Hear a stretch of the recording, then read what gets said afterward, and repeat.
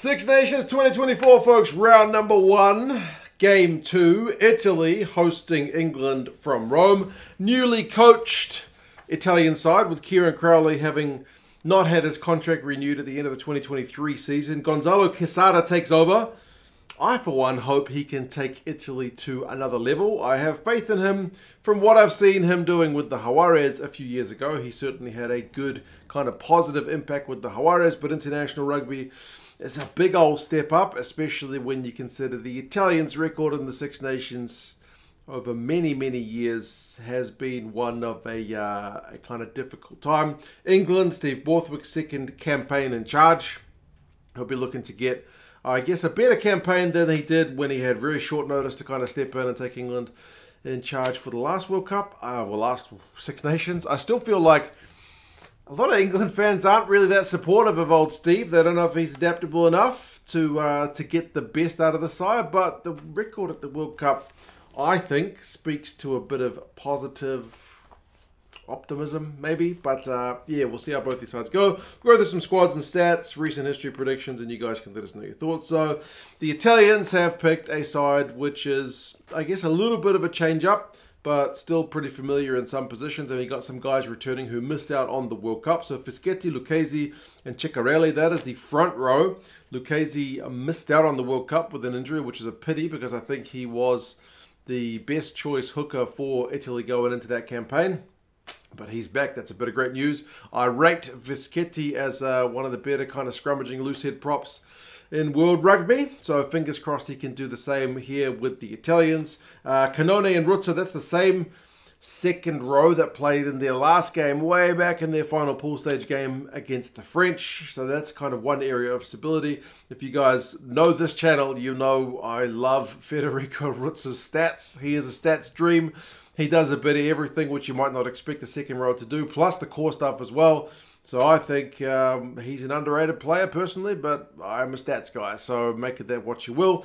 Negri, Lamaro, and Cannone, that's your back row. Again, that's the same back row that was fielded against that game against France. And you can kind of see why. When you're looking at the top tacklers for the World Cup for the Italians, Sebastian was their top tackler, Lamaro was their second top tackler, and Lorenzo Cannone was their third top tackler. So they do have a bit of offensive mind about them as well, but they certainly know their role in terms of stepping up and making a bunch of tackles. It's the Garbisi brothers at 9 and 10, so Alessandro is kind of into the 23, if you can consider it a change compared to that last World Cup team that played over in France.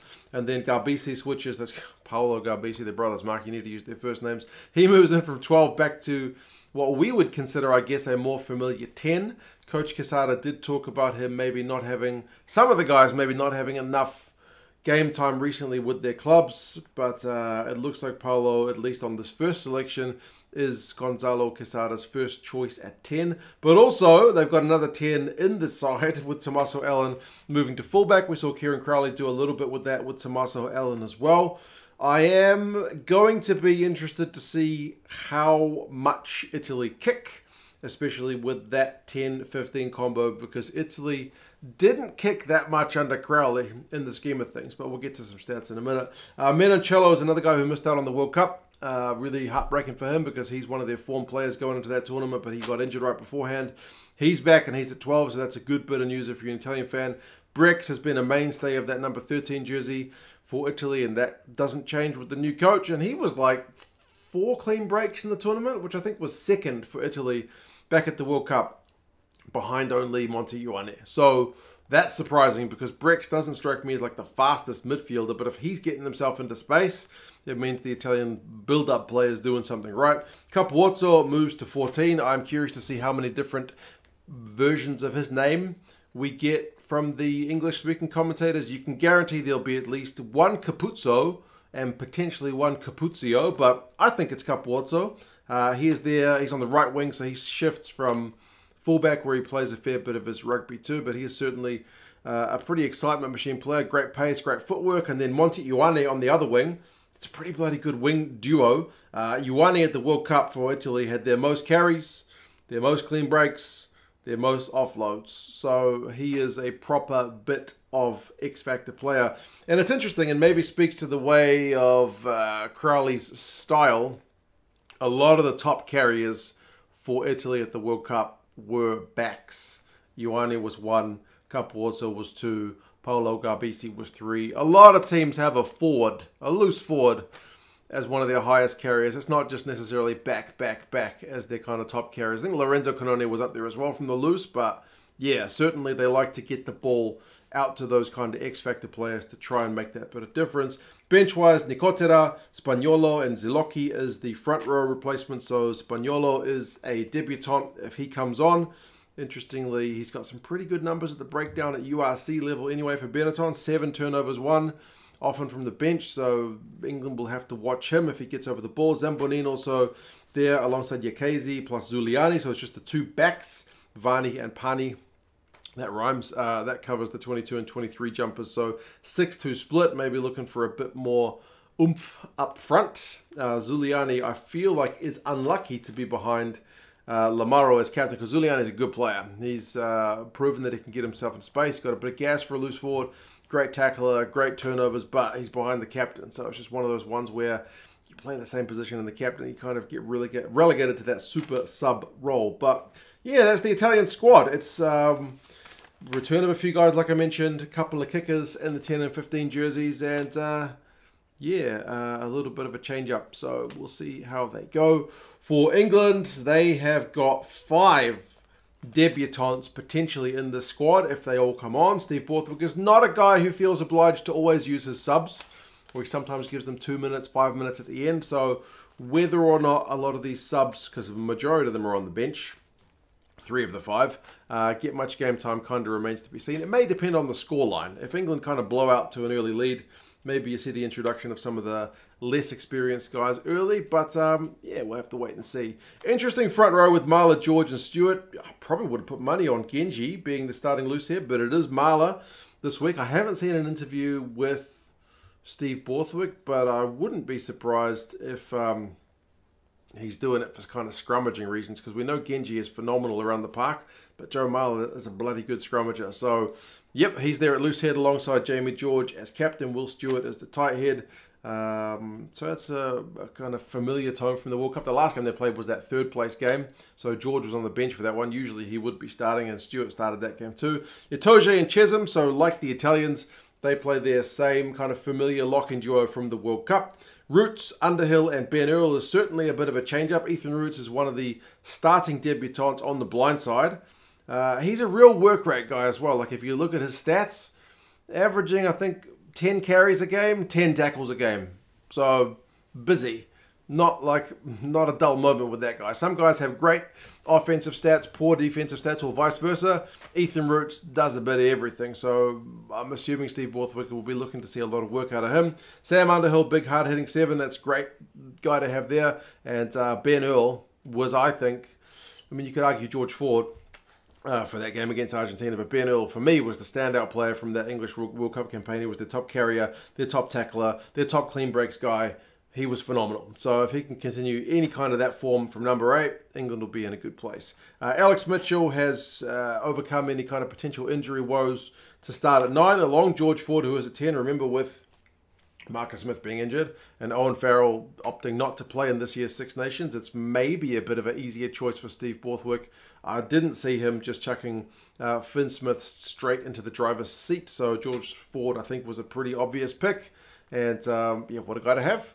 Like, you don't have this quandary or conundrum about, like, where do you put Owen Farrell, where do you play George Ford?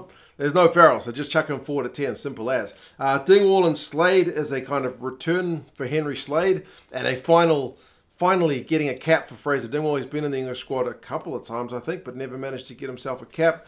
Good defensive 12, tackles at about 90% in the Premiership and in the Champions Cup. Henry Slade's been in cracking form for the Chiefs.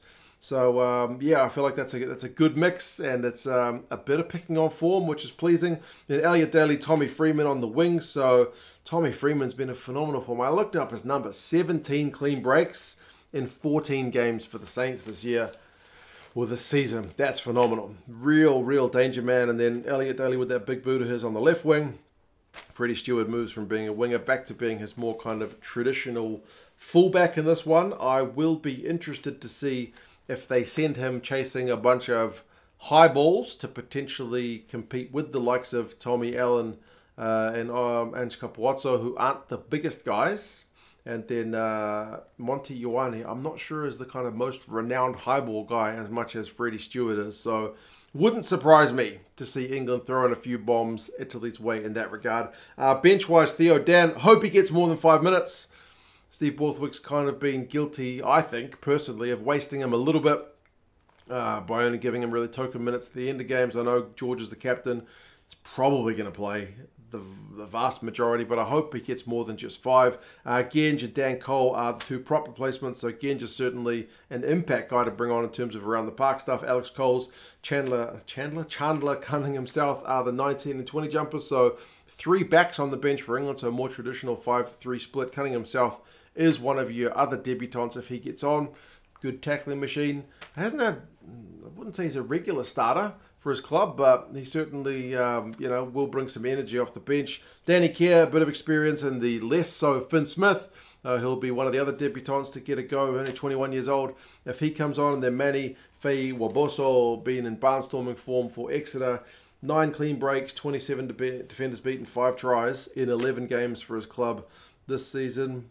I wasn't sure if he was going to hang about the squad, maybe not get a game for a while, but nope, it's straight in, albeit from the bench, for Fei Waboso. So that'll cap him, keep him out of Wales' hands, if nothing else. But those are the 2 squads. I do feel like this is going to be a tasty game, but I'm really curious to see how they play. Like I mentioned the kicking thing, because the Juarez team that Gonzalo Quesada coached years ago was built around a adept attacking kicking game.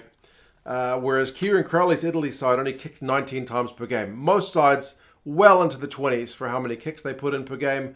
England under Borthwick, more than 30. So England's a real kicking side. Italy under Crowley, really not so much.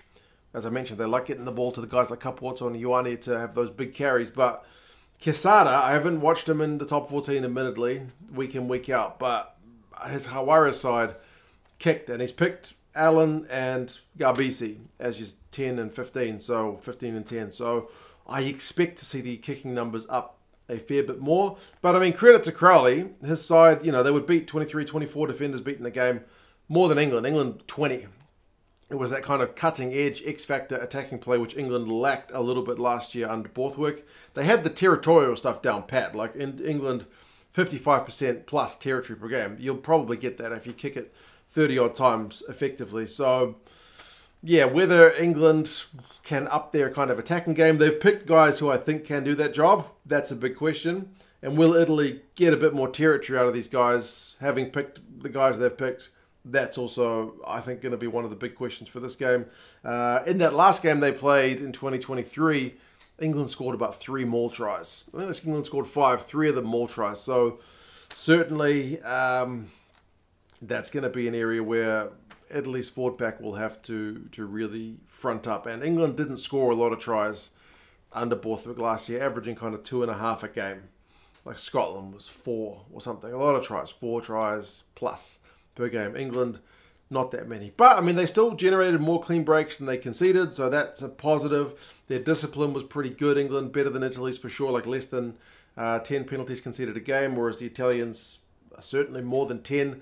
And then that game in the Six Nations last year, it was 7 England, 14 Italy. So really on the wrong side of the ref's whistle. So you feel like discipline, territory, potentially a few high balls, maybe some mauls will be factors. But yeah, got to keep in mind Steve Borthwick had only just taken over that England side in that last Six Nations. So kind of getting the maul right was maybe an easier job than getting the kind of fluid attacking play going. So we'll see. Recent history and the entire history between Italy and England is lopsided because Italy's never beaten England.